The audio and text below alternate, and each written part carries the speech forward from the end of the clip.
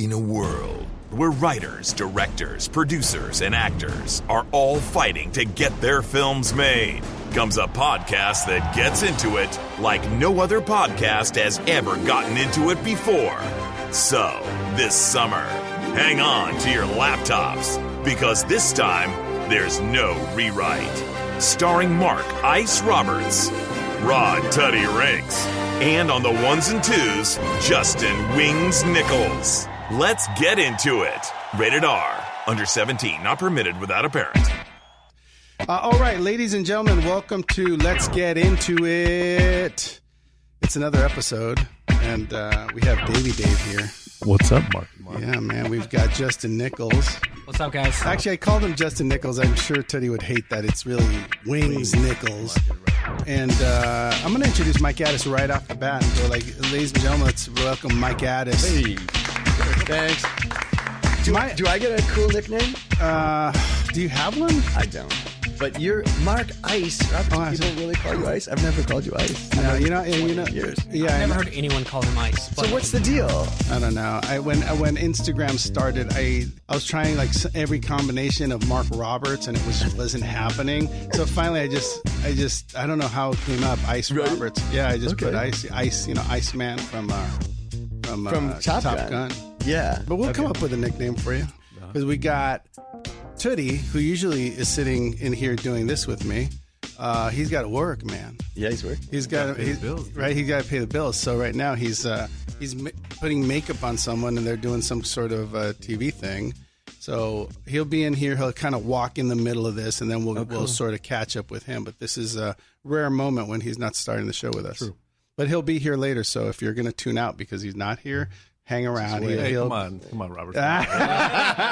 Or maybe we'll find a whole new audience with Davey Dave, right? That's right, Iceman. Hey, by the way, it's really just Ice.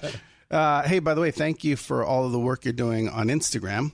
Of course, that stuff looks amazing. Our trailer, a lot of the some memes and some of the pictures that you've been taking, they're looking pretty cool. Getting lots of cool comments. Nice, thank you. Dave makes Instagram memes. You could explain it better than I can. I don't know if you know what memes are. I don't know. Yes. Not everybody does, but I just directed some memes. Look at that. What's a meme? It's a video meme. It looks just like a meme, but it's live action. It's like stuff's happening. Wait, so what do you do? What's your thing? I think you make Is that a memes meme? sometimes. No, right? I'm down with the memes. Yeah, for sure. Wow, dude, I don't even explain it so that people understand what we're talking about. Okay, go ahead. Okay. So a basic meme. Basically, you take a picture.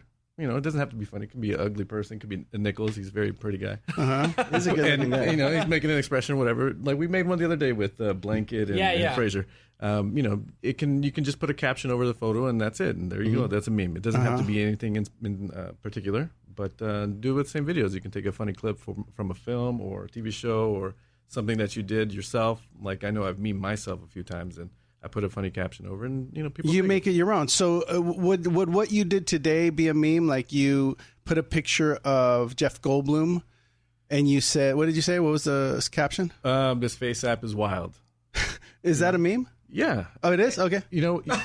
I don't know exactly. Yeah. Wait. So what was the picture of? He was old looking or something? What was the? Well, picture? Here's the thing. What's the gag? The thing this week is that face app. You put it on you, yeah. and you get old or you get young, whatever. Yes. So everyone, 50 years. And the Russians get your information. Exactly. It's all the Russians get the your Russians. face. So the Russians are stealing your face. Exactly. It's always the Russians.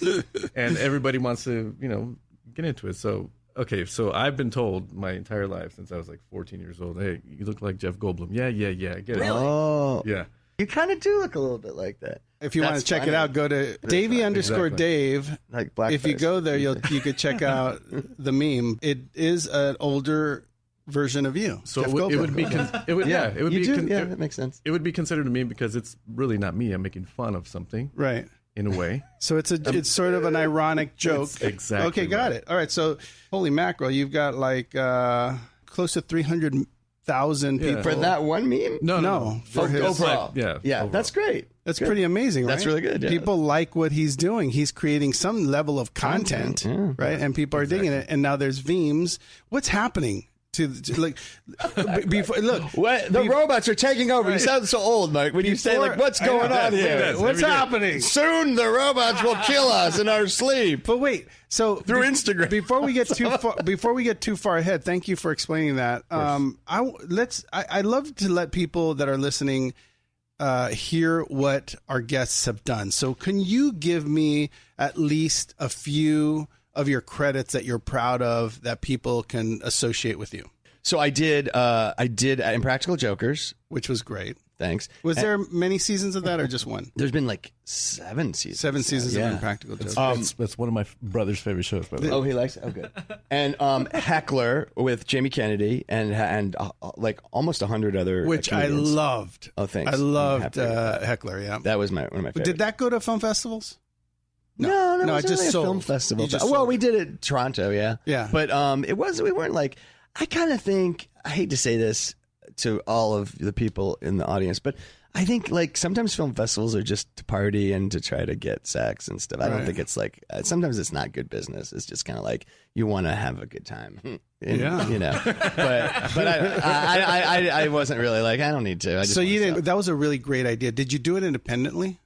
Totally. Okay. I'll tell you how. So you raised the money to do that. Yes. And then you got Jamie Kennedy as your partner. Right. So I came to Jamie because I was doing, just to finish up. So I did a bunch of TV, did Comedy Central stuff. And now I've been doing a lot of branded content, which I enjoy quite a bit. And you directed movies.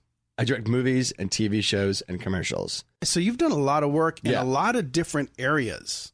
And you've done film, you've done television, you've done digital. I did a Snapchat series. I did a YouTube series. I worked behind the scenes as a head of production for a YouTube influencer that had we got him up to like 14 million subs. Wow. 14 million. That's insane. Subs. Yeah, it was crazy. That's huge. I don't even know what you guys are talking about. Huge. I know, but what is he talking about? Can you explain what he's talking about? Subscribing to a YouTube channel. Yeah, but his channel. So say channel. like, you know, followers essentially. Exactly. So I have those followers on Instagram. He's got 14 million subscribers or followers on YouTube. But how did That's you? insane. But how did you help him increase his amount of followers?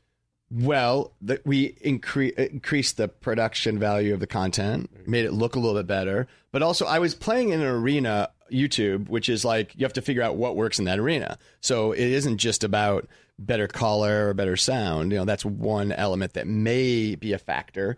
But it's also like what gets people to watch and continue to watch. Right. And I think that's something that every filmmaker has to be passionately paying attention to, which is like it's like a page turner. Like what gets you to continue to watch this thing? And Dave, just because I'm curious and we're on the subject, is there when you don't have that many followers, is there one meme or one Veem that pushes you over the top? Yes. Of course. Okay. So then the idea is to continue to produce them, and then eventually one just goes crazy. You can produce, or you can be somebody that's actually becoming the meme itself, and they can gain fame like that, and they can kind of ride that wave like themselves. a character. Exactly. But it's, I don't know, like there's a couple guys on the internet that, got made fun of, and now they're, like the short guy. The bagel guy, yeah. The bagel guy. There you go. Sorry. The bagel Now guy. he's a megastar. Yeah. Now he's a big star because he went crazy in a. He's dating a porn star. Is he really? That's hilarious. He's on it. He claims to. Is he really? Claims to. It's all There's a right. porn Why star not? on Like Slack. you don't believe that? I mean, I don't know. And he's gonna fight Look someone. who showed Look, he's exhausted. He's all sweaty. He's so tired. You. Tootie, welcome to the show. Let's start all Thank you. over again. 3, 2. Oh, no, I can't. I just live life independent filmmaking. Yeah, my well- day job collides with my passion. Dave sat in and cheesecake. covered for you. We were talking about a lot of really good stuff before you got here. I think you slowed everything down big time. Damn it, I'm sorry, guys. But we did mention that you had to go do your job. Right? So tell us what you did. What were you doing? It was horrible. Last minute, they add a segment, so I have to be there. And then I get down there, and I could have been here about 20 minutes ago, but typical production, lagging. Then they go, you know what? Let's just scrap it and redo it for another day. I was all, what? Addis, did you get some cheesecake? No, I'm not going to do You would cheesecake. be huffing and puffing like me if you did. No, we had a whole conversation before this started about dad bods. and I'm pushing maximum density. I'm like 177. Well, I have a dad bod, so I got to go with Well, it, right? you're rationalizing, but I have a dad bod too, and I think there's 4 dad bods here. Yeah. Is that right? Yeah. But I started going to the gym because, I gained the weight for the movie, and it's coming off. Right. Good. Now I get to play a cop, so let's Who would have heard of a fat cop? that's true, right? Didn't happen. we had covered that you have worked in all areas. All mediums. Yeah, you really And- have. Yeah. Well, actually, but that's kind of funny. Like the idea that, you may produce something for like a little screen and then something for a giant screen. And a lot of times it's the same thing. Right. Like you're making something that could appear on this tiny screen. Yeah. One of the big subjects of this podcast is independent film, and being an entrepreneur of the business, because independent film, I feel like it's really becoming Hold on a second. complicated Are you guys gonna business. fight about this? We get into it here, but go ahead. Go ahead. I'll join in. I'm going to fight somebody. Because Robert's made a comment earlier today about independent film, but I want to see where he's going to go with well, it. we were talking about this earlier in our But pre-interview. what is independent film? Like you have to define it. Well, first. it's not. I guess I focus too much on how we made independent film back in the early 2000s Versus today. Because when I think about doing independent film now, what I find complicated is the idea that you take someone's money, you make your movie. You have all of these outlets now, which should make it easier for you to sell the movie. But what's really happening is all these outlets have so much money that they're making their own product. Mm-hmm. And when you show up with yours, they've got so much in the pipeline and they're spending so much money that they just don't offer you much because they're just like, well, we didn't make it. And yeah, I guess it's okay. There's no real heat behind it because it's an independent. So yeah, we'll give you like 10 or 20 grand. But wouldn't that be kind of like network versus cable back in the day? Because like there's going to be more platforms that pop up. Yes, the Amazons, the Netflix, the big ones, the networks, so to speak, of like back in the day, are going to pass on you because they're doing all in house now. But there's going to be smaller ones that are going to pop up. We're going to say, hey, we need content. We want to create our own little cable type of platform. They're not buying somebody else. They're not buying a lot of other people's content. They're just making it themselves, right? Yeah. Like so I think the question I was getting at before was what is independent film? Like if you have a story you want to tell, like never before in history have you been able to. It's so easy to just go ahead and tell it, but also what the medium is, because it's like I could make something that's a web series that goes on, and maybe I have a 90-minute script. And so I turn it into a web series. Fine, that's independent film. Yeah. Or lately, I've been doing a lot of audio, and so, or maybe. Wait, what do you mean audio? Like books on tape or like podcast or? It's interesting you say that because there's a new medium coming out. Crap. What? No, I'm kidding. no, I'm saying Hold on a second. No, I listen to podcasts all the time. I love it. Like Blackout. Have you heard of Blackout? Rami Malek's show. Oh yeah, yeah. Right. So it's a throwback to like radio days, which is pretty cool. That's another form of why not storytelling. And when you say throwback, it's like but it still works, right? Yeah. And here's the really interesting thing about the business of audio. If you could say podcast, but it's really like anything that happens to work in the audio realm. Right now, about 25% of the people consuming media are on board consuming audio, and those people are consuming like 5 to 9 hours a week.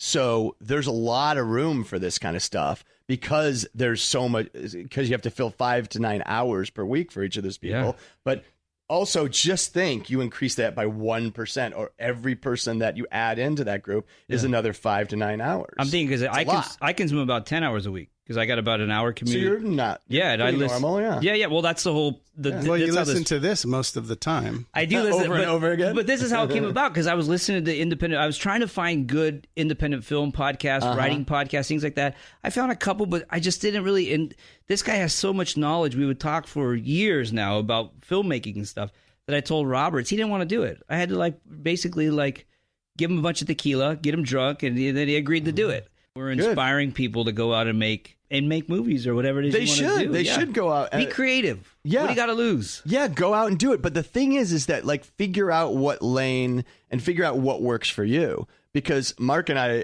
in our vast careers, have made a lot of mistakes. And they're always like... But aren't you supposed to, though? Yeah. No, that's fine to make mistakes, but I'm just saying, like, the mistakes we make hopefully will educate people listening to this, Yes. and educate ourselves. Yeah. But I'm always looking at, like, well, what makes that work? What makes something that's a hit a hit? Yeah. And a lot of times it's genre. What genre you're working in? Yeah. How are you taking your thing and making it so that it gains an audience? And that's a great thing now, is that you could just get your thing on YouTube, or you can get your thing wherever, and independently put it out. It's independent film, and build your audience. And like I said, it's like, if you know that that YouTube works best at 16-minute chunks, not an hour chunk, not 5-minute chunk. It really works really well with 15 to 16-minute chunks. Then you split your film up. Yeah. Quibi is doing that. Quibi is all about right now taking high-end content and splitting it up into smaller chunks. Huh. Way more than YouTube. YouTube is just a free-for-all. Yeah. But they're saying, no, we want to take this high-end thing and split it up. You know, it's funny. I did a web series and put it up on YouTube. It got lost, called The Good Life. You know, the name kind of like threw it away because there's so much Good Life, right?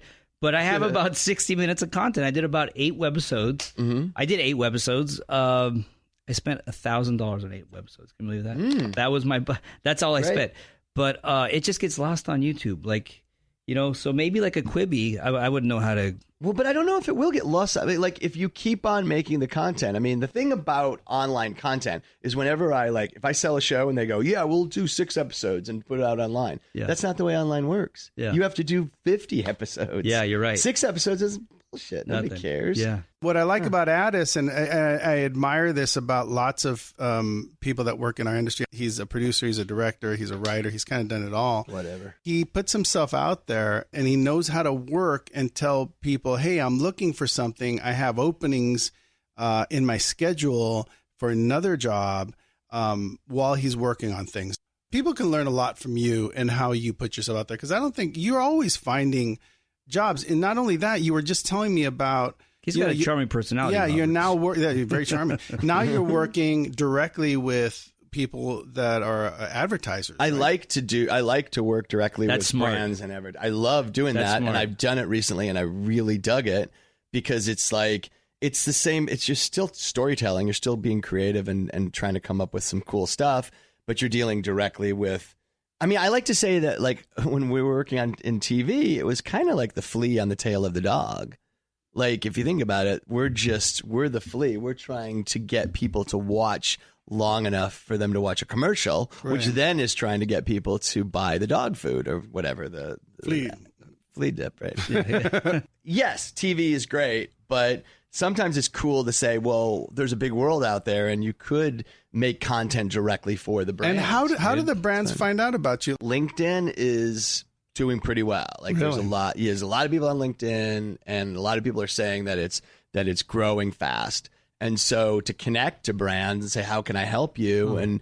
But just reaching out to agencies and reaching out to brands and say, hey, this is what I do. And they're open? Yeah. I mean, they're inundated like anybody. They want to sell product, but mostly they do know that in 2019, you got to be making content. Right. Like, everybody knows you have to make a lot of content. So that's the big conundrum with these guys, is like, shit, well, how do we get a bunch of content that's interesting out there? So this last... You propose that. What we were talking about before, which is how you got this recent job doing the content that you were doing. Yeah. You won the job over a bunch of directors that you said might have been better. Oh, yeah. Well, they had bigger, better reels, but these people just saw something that they liked in what I had done, and so I got the gig. Right. You're going against a lot of people, so if you go out there and you make a few cool things, then you stand a chance to get, you have to keep hitting. You're one of the few people I know that have a website. Like, you have www.michaeladdis.com. Yeah. And there you can find your reel, all your work, all your shows. Yeah. So when you applied for this job, they went to your website, checked out your reels, and said, "Oh my God, I love this work that you did," and they called you in, and based on that, they were like, "This guy's a genius." Now I have a commercial agent who helps out, but I've had jobs come from odd places, or somebody is just like, "Oh, I saw you did this show I liked." Right. Do you have Instagram, Addis? Yeah, I have Instagram. I'm on Instagram. I'm on Facebook. I'm on LinkedIn. I'm not on Snapchat. But... Twitter? Yeah, on Twitter. Twitter's but these kinda are all places you have to be producing content for all the time. Right. What? Roberts likes to call it that's how old Twitter, he is. The Twitter. It was the Facebook for a while, yeah. The Instagram. Instagram, yeah. Now, do you put on those socials, do you do anything director related, or is it all kind of just personal stuff? So you can get a taste on any of them, right? Yeah. You say, oh, I got this new spot out. Take a look at it. Tell me what you think. You're just trying to get engagement any way you can.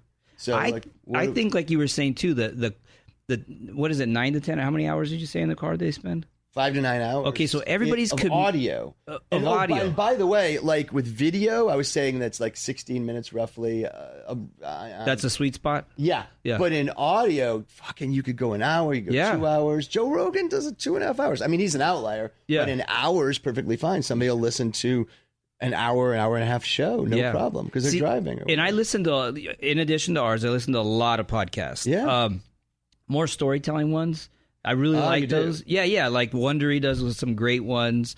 But some of them have turned into shows, like Julia Roberts, Homebound, I think it's called. That was a podcast. Right. The one with Eric Bana, Dirty John. Right. Yeah, those are podcasts. So that's amazing. Great way to market and get your film, show, whatever it may be, because you're in traffic. Everybody drives. Like, nobody really lives in cities, especially here in LA, because the price is so. I had to move out. I live in Ventura, so I have to drive in every day. So I'm constantly on those, and the ads are the ones that I've come across there are awful. But it's a great place, I feel, to advertise. Remember we were talking earlier about getting lost on like a Netflix. Like, you go to you get lost. I usually go on there when I'm drunk on a Saturday with my brother, and we start going. I've seen that. And we end up watching Goodfellas. It's just the way it goes. I've seen it a million. But you know what I mean? The big difference with video.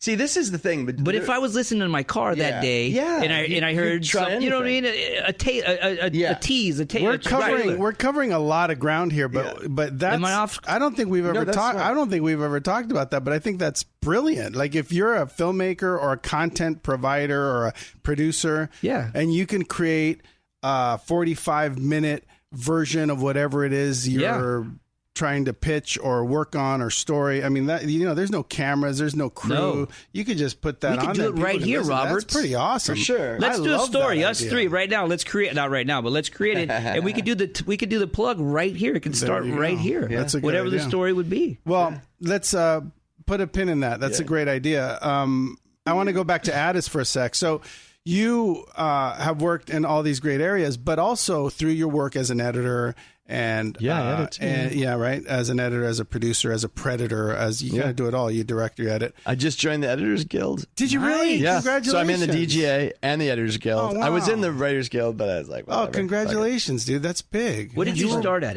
Addis? What was your first? Did you start as a writer or an editor? I mean, when I was like 14, all I cared about is like, I want to make a little short film. I want to just do this. Yeah. Like, I just want to just make stuff. Passion, love. Yeah, love to do it. Took acting classes just so I could learn how to talk to actors. Took writing. I mean, I just was everything. I took photography classes. Everything about this I loved. And so it's just always been like putting shit together. Like, if you're the editor, whatever, or the producer or the director or whatever, or actor, it's all just like you like telling those stories. Yeah. So I don't differentiate that much, but a lot of people will be like I'll have an editor's resume that only has my editing on it. Yeah. And then I'll have directors that only has my directing on it. So you're kind of like a little like Rodriguez in the sense of like, you could do it all. You could wear all the hats. Rodriguez, right? I mean, he's done much better, but he's like, he's the same. He's the same way. Like, you don't want to just get bogged down in I'm only writing. Do you recommend that for like young filmmakers to learn everything and do it all? Yeah. See, I mean, guess what? At my advanced age, I'm still learning stuff. I just bought a color grading course. Yeah. So I paid money. I'm learning color grading. Yeah. I'm doing it on Adobe Premiere. Yeah. So I already know how to use Adobe Premiere through editing, and I already know how to use Avid. But it's like learn sound mixing, learn color grading. Yeah. It's so easy now. Back in the day, it's like, you'd have to go to a fucking class. Now it's just like you go to YouTube, type it in, and you can learn about it. We were talking about how back in the day you do a movie and you're just terrified to show it without like a sound mix, or you're terrified to show it without like a professional Da Vinci color correction. And now you're like, Yeah, I can go without it. Let's go ahead and create a DCP with what I got, and let's make sure the levels are good for me. And usually it works out. Let them know what the DCP is, though, because you guys should let the listeners know. The DCP. Oh, DCP is the digital version of whatever movie, the digital file of whatever movie or television show or whatever you're working on, where they could project it onto a big screen. Has to be done. It has to be done in DCP. It's like a print, but now it's just just a file. Digital file. And it's just a drive. How much time do you need to do that? You need about a week. Okay. If you don't want to spend an incredible amount of money rushing the job, you need about 5 days for them to. It'll cost you about $500. Okay. But you have to do all that other work first. But that's what a DCP is. But before there was no DCPs, there was a big old fat print, or there was Blu-ray recently. You can still project Blu-ray. But I'm not saying. But that's great that you're doing that. By the way. But I'm not saying like. Don't do a crappy version. It's like I'm trying to get as good as I can in that realm. But it's getting good to where you can do it on your own. You can do it on your own, and it looks pretty good. Yeah. But I look at like James Cameron. It's like that guy knows how to operate. He knows what it's supposed to look like. So let's get. I want to get to a fun story about Addis. So Addis is a single. But Robert, you kind of do that too, though. Robert does a lot. He wears a lot of hats, like not just producing and raising money. Yeah. He can edit. Yep. He could direct. He's done it. Like he's specialization's over. Yeah. Over. We can do it all. Yeah. You got to be able to do it all. But wait, I want to tell a story about Addis, which is a lot of fun. So Addis is a single dad. Yeah. He's a working dad. You take care of your family. You take care of your life. But one night, somehow, you heard about this competition that was going on for Audi. Tell us how it happened. So I did a movie called Heckler. It was at this film festival in LA, the AFI festival, and I was drinking and partying down one night and just networking shit. And my wife at the time was like pregnant, went home, and I get a text from her just going, "You better come home. The kids are yelling and whatever." And my friend goes, "Oh, before you leave," she goes, "Did you turn in the spec commercial for Audi?" I'm like, "I don't know what you're talking about." She goes, "Well, all the filmmakers did like a spot, did like a 30-second spot in order to win an Audi. You could win an Audi if you won this." I go, "When's it due?" And she goes, "Tomorrow." I go, "Well, I guess I'm out of the contest then." And she goes, "Okay, I guess you're stupid." And so I go home. The kids are all asleep. And so I was like sitting there. I couldn't get to sleep. And I was like, maybe I'll make a commercial. I can do that right now. I got an idea. And so I grabbed a camera, shot a spot basically with everyone sleeping. Like that was part of the creative. You actually shot your kids in bed. Yeah, I shot my kids in bed. Did you get releases? Well, I don't have to because I'm Walter father. I don't have to. I tell them that all the time. They're like, "Dad, you have to get us to sign it." Really? I go, "No, I don't." So what happened? I shot them. I cut it together, and I shot myself as I was in it too. And it took me like 5 hours or something, and then it was like 8:30 or 9. I'm like, I'll get a couple hours sleep and then go turn it in. So I slept, and then my wife at the time and I we go to the award ceremony. And my movie, I knew wasn't going to win any awards. It's a cool movie, but it's a comedy and it doesn't win. And so all of a sudden I see like a flash of the short film I had turned in, and she goes, "Why did they? I just saw a little bit of your movie." I go, "I think we might have won the award." And so we won the award. I won the Audi, and every other filmmaker after that was like, "Wait, I just won like the best film of the festival and I didn't win a fucking car. What's with this guy?" And I'm like, "Yeah, it took me all night." And my guy for 3 years. I did it drunk. And I had a couple drinks. My guy is walk up here. You get an Audi. Yeah. What? Everybody else gets dick. Now I watched a great story. I watched this movie. A nice little piece. I watched this piece. Yeah. And it was great. Can we see it? Is there any way to see it? Well, I could send it to you, and then if you want to put it on podcast, on Instagram? Because this, how long is it? It's 30 seconds. 30 seconds. Now, it is really, really good. And what I think's really cool about it is there was no camera crew. No, it was made on one of those cameras that you take to Disneyland in the 2000s, with your family. Yeah. And it's really well shot. The lighting, because of the evening time, like the light from your computer and all that stuff. I mean, I lit it. Looks really cool. I had lights. Oh, you did have lights? Well, a little bit. Just a little bit, right? Yeah. But it was just him, no one else. He's acting in it. His kids are really asleep. Awesome. Yeah. And it's a really well done piece of work. Yeah. So anyway, I may have told you back in the day, but I thought it was amazing. I really thought you did a great job. You know what's funny is that, like, of course, when something turns out well, you could pat yourself on the back. But I don't. You know, I was like, I found the negative. And this guy, I remember running into this guy who did commercials, produced commercials. And he's like, this stuck in my craw. He goes, you know, it's really cool that they give like regular people a chance to do like, you know, real advertising. And I was like, what do you mean regular people? And he goes, you know, just civilians, you know, user-generated content. Who's this fool? I would have been like, hey, dude, who are you? But I told him what I had done, and he's like, okay, still, you're not in the commercial world. I got into the commercial world after that, but I remember at the time, just like, they were like, oh, it's a pat on the head. Did you made your little thing. I know, but it was so good. Did you drive off in your Audi? Said, later, bro. Yeah, right. Ran over. That's what I would have liked to do. Did you get anything out of that? Did something come of it? No. Nothing came of it. Eventually, I got other spots, but that spot didn't get me other work. Wow.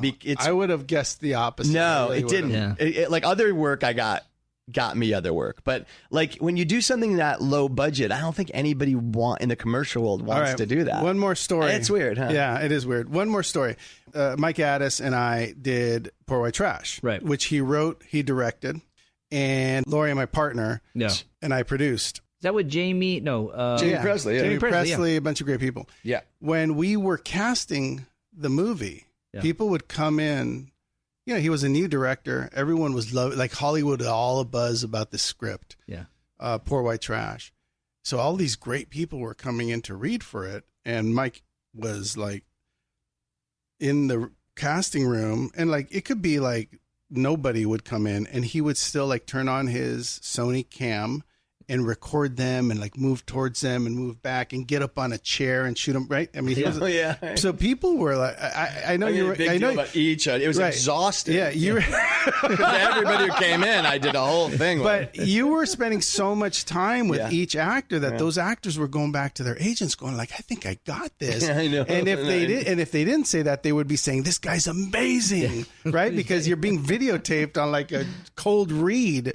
So it was really cool because it really did feel like we were doing something different. Yeah. And our director had like, you know, a different vision and a different way of doing stuff. Because, you know, you hear about Robert Rodriguez in every interview, he's playing the guitar while you're reading. Have you heard this? Are you kidding me? Oh, by the way, I met Robert Rodriguez when he had just done El Mariachi, and he had said to me, I said, wow, the movie's really, it did a great job.